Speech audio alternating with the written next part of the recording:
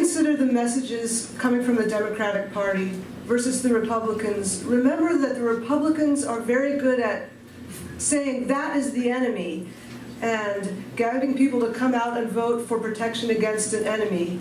If the Democrats try to use that message for a Democratic base, it won't work. Our message about jobs in the economy and the well-being of working people has to put its money where its mouth is. So saying something in addition to what David said about corporate donors and about doing what you say you're going to do, look at what Bernie Sanders did do. He talked about the solutions, he talked about what the future was, and he didn't talk about any type of voter as being the enemy or the one that we have to trick or the one that we have to fight against. He talked about what we should do to solve the problem so that we have the future we deserve. That's what we should be doing.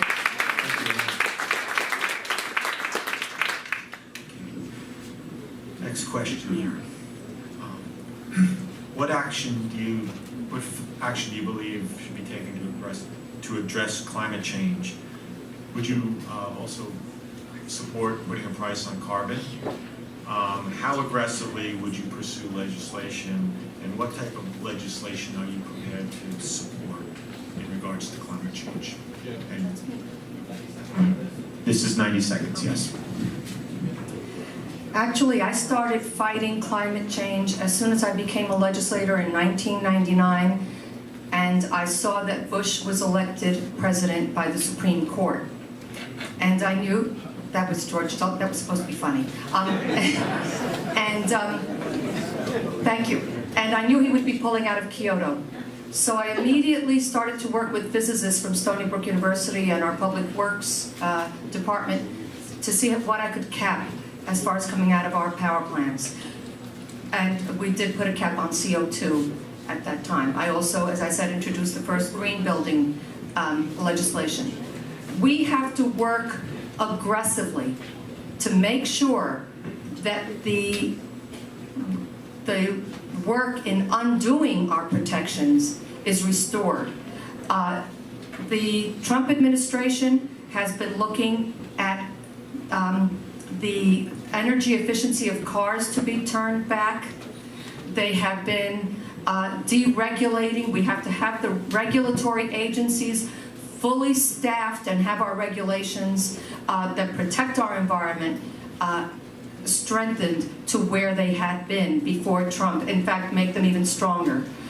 We need to make a commitment to move away from fossil fuels to sustainable energy. And we certainly have the technology to do that. We must be aggressive in doing that. Time? Yes? Yes. Okay. Thank you, Vivian. Dave? Thank you. If we don't address climate change, or we may not have a planet to live on, right? We're here in Long Island surrounded by water, so we have to be much more active on this issue than we have been. I think we do need to get off of fossil fuels. There's going to have to be robust investment in wind and solar. I think that, yes, a lot of harm is being done through executive order, so how our ability to reverse that through legislation, we're going to have to look at that. To the specific question of a carbon tax, this is, one of the things I've done in my career is fiscal impact of legislation. I worked on complicated tax bills in New York City as a staff of the New York City Council. So I would like to see the analysis on that. I've read different things. I think that, yeah, carbon tax seems cleaner to me than cap and trade. Cap and trade is complicated. Good tax policy should be as simple as possible.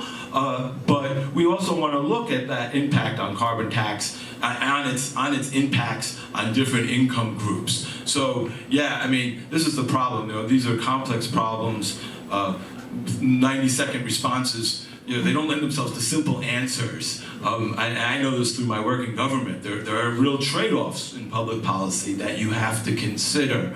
The carbon tax, it does, you know, it looks, like I said, it looks better public policy than cap and trade. We do need something to incentivize, wind and solar, which is sort of happening already, though. But we have to get off of fossil fuels. It's the devil.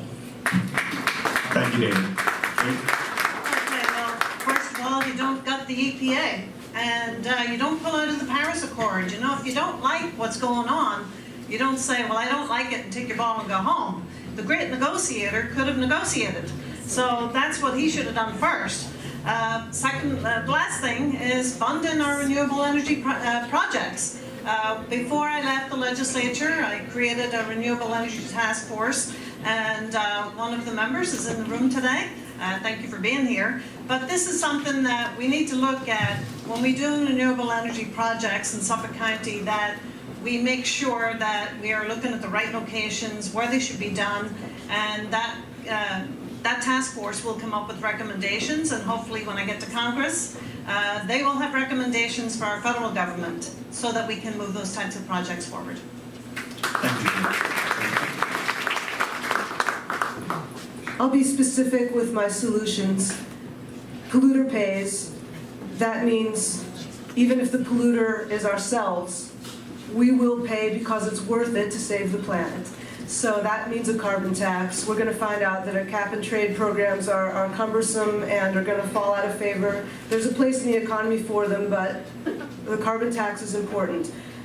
Fracking. We're going to have to hold those companies accountable that may not take the natural gas out of the ground unless they can protect the water. And that might mean the price goes up for our gas. So we can immediately see how important it is to invest in the renewables. Polluter pays means our plastic bags and our plastic straws. We need to control ourselves with laws. We're not going to like having to give up the plastic bags and the plastic straws. But this is what future generations have been waiting in vain for our society to properly do. And it's their planet. We're going to be old and they're going to be in their prime. They're going to be the ones pulling the plastic out of the ocean. So being aggressive means being aggressive with our own expectations of ourselves. The enemy is, there's no enemy. We just have to solve the problem. Thank you, Elaine.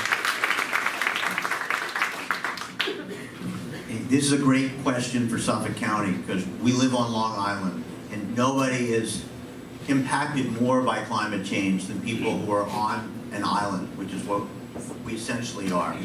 As we deal with weather change in America, the priority of extreme weather in America, the priority for addressing climate change goes up. And it becomes an issue that is important not only to Democrats, but across the board. And Lee Zeldin and Donald Trump are incredibly wrong on denying climate change, pulling out of the Paris Accords, Scott Pruitt's EPA, which is a joke. And we have something we can run against, and we need to make it a priority. We have Stony Brook in this district. Stony Brook's the #1 employer in our district. And the amount of research and development on renewable energy is tremendous, and it's got the potential for increase. The government should be funding more research dollars to Stony Brook, and we should be bringing technology out of Stony Brook locally. That will put people to work, and it will give us a greener economy. In terms of the carbon tax, I'm running out of time here. I think it's an idea worth exploring. It's going to be a tough thing to pass, and I certainly wouldn't want to devote my congressional career to the carbon tax. It's an idea we should explore, and we should have a dialogue on it. Thank you, Perry. Okay, this is the last question that we prepared. And so, assuming you're not successful, one of you will be, the others won't. Will you endorse the eventual nominee? And that's an easy thing to say up here, yes, I will. So I want you to then, in your answer, what are you willing to do for the eventual nominee to support them, to turn out the vote? Because that's what it is. That's what it's all about, is getting people out to vote. So what will you instruct your campaigns to do, assuming you're not the nominee, to get out the Democratic vote and beat Lee Zeldin? David, you're first.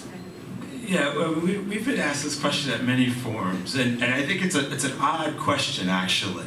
To my mind, the burden is on the candidate, is on the nominee to unify the party, to reach out to everyone, to reach out to the supporters of, if I win, the supporters of everyone here. But ultimately, what's the way to unify the party, the way to unify people is with a strong, clear message of democratic principles. That's what's going to unify. And that's going to be the burden. That's going to be the burden of the candidate, of the nominee. So the question, it doesn't seem to be the right question. I think we only are going to win if we have a strong principled message about the core values of the Democratic Party. And I can tell my supporters, listen, go, you must do this. You must support the nominee. It's for the good of the country. It's for the good of the nation. I don't own my supporters. They're going to have to make their decision. You're going to have to make your decisions. I think there was a misread in the 2016, the idea that the candidates tore each other up, and that's why we lost. It's not why we lost. It's not why we lost. We lost because it was a bad year, it was a tough time, and the candidate didn't do what they needed to do to unify the party.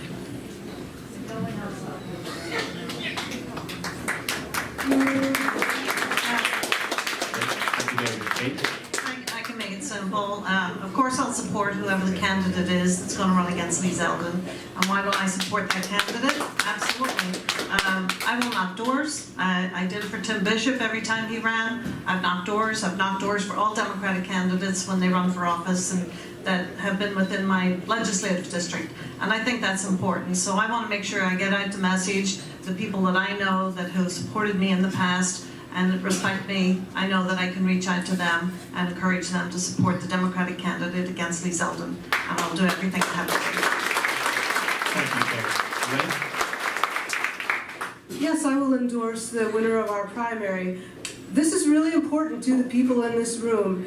I'm going to make a suggestion that we don't use the word unify. For our ears, we know what that means, and it's a good thing. For other people's ears, it means you lost, I'm the adult, you're the child, now you do what you're told. And we don't want, so you have to use that word. So we'll talk about a coalition, maybe we'll have talk about 5 teams, 6 teams, and do whatever we can. Specifically, I'm the only one up here, possibly, who does not have a livelihood to go back to after this election. I'm not of retirement age. I walked away from my job. There's nobody paying my mortgage while I campaign. I'm all in. So my first priority is to know where my pay and work will be coming from if I'm not the nominee. That being said, we have a wonderful team and some nice tools that I'll be happy to deploy for the cause.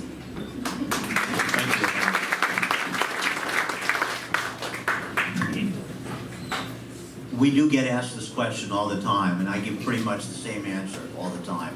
I'm 100% committed to supporting whoever wins the Democratic primary here. I got into this race because I'm concerned about what's happening in this country. And I'm running because I think I'm going to be the best candidate against Zeldin. But if someone else wins, we have to all support that person. We as Democrats are really under attack, and if we don't beat Lee Zeldin and beat the Republicans and get back a majority in the House, there will be no stopping Donald Trump. We need to get together and elect a Democrat, whoever it will be, whoever it is, doesn't matter which one of us. And in terms of what I'll do, I'll continue doing a lot of what I'm doing. And I have a very active social media presence, and I'm very abrupt with my attacks on Lee Zeldin. I don't see any reason why I can't do that as supporting the Democratic candidate as opposed to as the candidate himself. We need to beat Lee Zeldin. Thank you.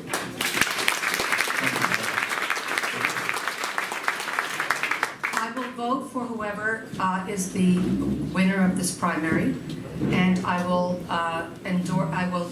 encourage my supporters to vote against Lee Zeldin. I can't promise that I will be out there knocking on doors for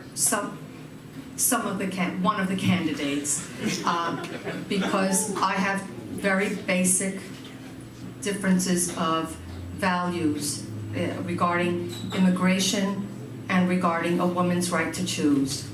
And I really will have a hard time knocking on doors to convince people to vote for someone who doesn't have a really firm commitment and really ready to go to the mat for a woman's right to choose and for immigrants not to be victims of fear-mongering. But I will vote for whoever wins the primary. Okay, thank you for not naming the person, but I think most people in this room know who you're talking about, so I'm going to give Kate 30 seconds to respond to that. Okay. So I know that that's directed towards me, and I've been very clear. I'm an immigrant. I came to this country as an immigrant, became a citizen, had to go through the entire process to get my green card, to become a citizen. I am very sympathetic. I grew up in Belfast. I know what it's like to have your door knocked down and to have British soldiers come into your home, raid your home, and tear your family out. So to say that I'm not sympathetic towards immigrants, I think that's a shame. And like Michelle Obama said, when they go low, we go high. I will go high. And when it comes to the issue of choice, I am pro-choice, and I've always been pro-choice. Thank you. Okay, now we move on to the next phase. These are questions that have been submitted from the audience. There will also be a 90-second answer to these questions.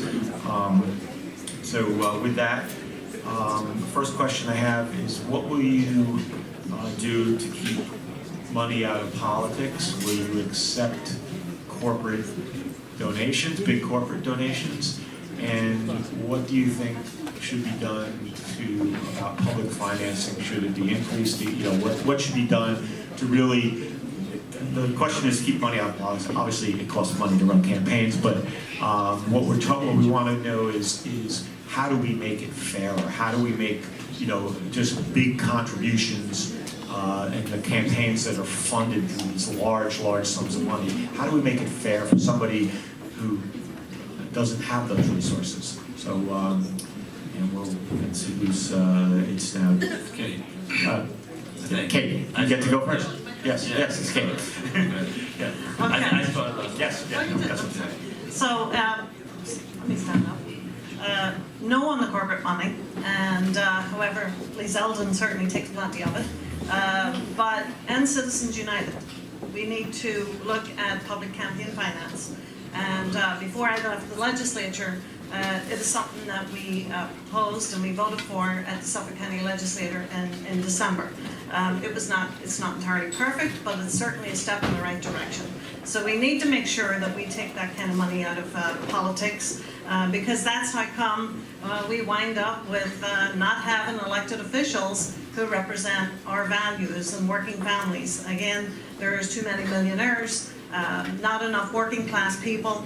Public campaign finance will certainly give regular working people an opportunity to run for office, and I can tell you that as a former school bus driver, it is damn hard to run for office when you are a bus driver and everybody looks at you and say you're never going to make it. So we need to make sure in Washington we have working families, hard-working people from the blue-collar communities have an opportunity to run for office and have a voice in Washington. I will lead by example, and that means to not take corporate dollars and to support terminating Citizens United, overturning Citizens United. I'm going to say a little bit more about campaign finance reform. There are many different methods that have been put into play in different localities and states around the country. The best ones bring more people out to vote so that the people running for office look more like America and less like that face of privilege that we do see if we look at Congress right now. And so we know our metrics. We know when a campaign finance scheme is working well. It's working well when people come forward with $5 donations because they know it matters, because there's a system that translates their $5 into something that matters. I'm a new candidate. I had people give me $5 and saying they wished it could be more, but that's really what they had. I had people who give me $300 with an apology saying, I'm sorry it couldn't be more, I know this doesn't help. When people feel skeptical about their $300, we know our system has a problem. In addition to big money, there's a second problem, which is the gerrymandering, and we can end it. What did Obama do after he was done with his presidency? Where did he take his smarts and his hustle? He went straight to the gerrymandering problem. There's a reason for that. There's a leader we can follow there. Thank you.